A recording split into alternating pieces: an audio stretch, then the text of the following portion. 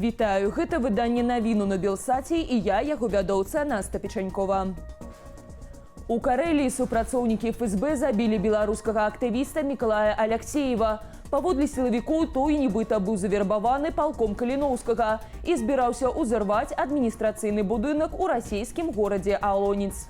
Пазней ФСБ показала відэазапіс забойства беларуса. У ведомстве заявілі, што пры затрыманні той супраціўляўся і адкрыў агонь у супрацоўніку спецслужбаў. Пры ім нібыта знайшлі бомбу, пісталет і патроны. Вядома, што Алексею актыўна выступаў супраць Лукашэнкі, удзельнічаў у пратэстах 2020-го, а таксама выказваўся супраць гвалту ў сацыяльных сетках. Выданне «Наша Ніва» звязалася з сынам забітага, той пацвердзіў смерць бацькі. Тата быў выдатным чалавекам. Ён не мог ні ў каго страляць, ён быў глыбокім вернікам, пастаянна маліўся. Мы з ім разам хадзілі ў царкву.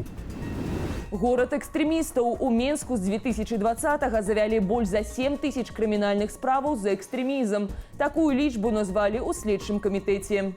Некаторыя з гэтых званых экстрэмістаў нібыта былі звязаныя з футбольнымі дваровымі аб'яднаннямі, анархічнымі і экстрэмісцкімі групоўкамі. Паводле следчага камітэту дзеянні выяўленых груповак насілі, цытата, спланаваны характар, а асобныя іх удзельнікі прайшлі адпаведную падрыхтоўку. Указаная злачынная дзейнасць пачалася задоўга да жніўня 2020 года. Асноўнай яе зброяй зрабіліся інтэрнэт-рэсурсы, што захапілі ўвагу аўдыторыі. Іх жа зламыснікі выкарыстоўвалі для кіравання свядомасцю грамадзянаў. Інфармацыйная прастора была пад кантролем некалькіх групаў, якія пасяліліся ў Польшы і Літве. Вагнераўцаў хочуць прыняць на кантрактавую службу ў беларускае войска. Такім чынам рэжым плануе легалізаваць расійскіх наймітаў у краіне. Пра гэта паведамляе аб'яднанне былых сілавікоў Белпол са спасылкаю на свае крыніцы.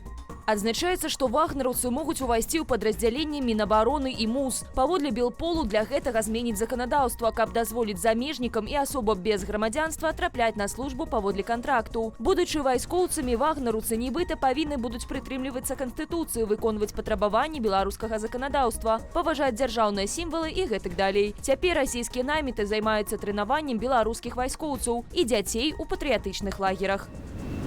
Беларускіх тэнісістаў дапусцяць да Алімпіяды 2024. Яны будуць выступаць у Парыжы пад нейтральным сцягам. Ліцэнзію могуць атрымаць толькі тэнісісты з топ-56 сусветнага рэйтынгу. Такім чынам рэпрэзентаваць Беларусь на Алімпіядзе будуць другая ракетка свету Арына Сабаленка, а таксама Вікторыя Азаренка, якая займае 30-ю пазіцыю ў рэйтынгу. Алімпійскія гульні ў Парыжы пройдуць з 26 ліпеня да 11 жніўня. Яе звалі Ліза. У Варшаве адбыўся ціхі марш у памяць згвалтаванай беларускі Лізаветы. Ён стартаваў з месца трагедыі і скончыўся ў цэнтры гораду. Акцыя сабрала больш за 2000 чалавек. Мяла на імя Ліза. Яе звалі Ліза.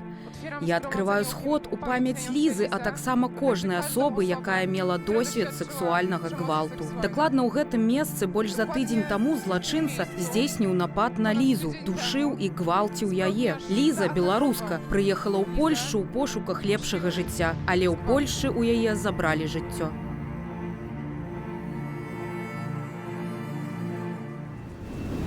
Нецвярозаму і бяспраўнаму не месца на дарозе. Дзяржаўтаінспекцыя правядзе усебеларускую акцыю адпрацоўвання дарог падчас вялікіх выходных з сённяшняга дня да 11 сакавіка. Паводле ДАІ рэйды пройдуць ва ўсіх абласных цэнтрах. Шукаць будуць як кіроўцы ў стане алкагольнага ап'янення без правоў, так і нецвярозых пешаходаў і раварыстаў. Наряды дорожно-патрульной службы проведут целенаправленные отработки автодорог и улиц, уделят внимание объектам торговли и заведениям, работающим в круглосуточном режиме. Таксама ў ДАІ адзначылі, што нягледзячы на каляндарную вясну, не рэкамендуюць рабіць сезонную змену апонаў, бо на наступным тыдні прагназуюцца ападкі, галалёд і мінус 10 градусаў. У Бабруйску сёлета правядуць 4 дні цвярозасці. Рашэнне бабруйскага гарвыканкаму размясцілі на нацыянальным прававым партале. Гэтак продаж алкаголю забароняць з 29 сакавіка, 17 траўня, 16 жніўня і 15 лістапада. Усе гэтыя дні выпадаюць на пятніцу. Пры гэтым забарона не будзе датычыць сітуацыю, калі напой спатрэбіцца для правядзення рытуальных абрадаў, не ўвайшоў у пастанову і перыяд апошніх званкоў і выпускных у школах.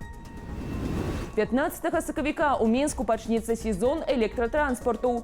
Узімку ў сталіцы дзеяла забарона на карыстанне самакатамі.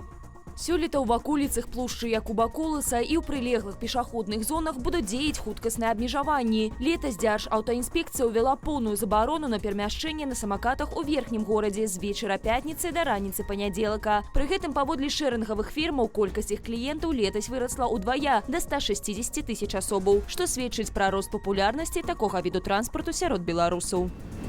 Беларусь знікае пад вадой. У 33 раёнах краіны зафіксавалі патопліванне.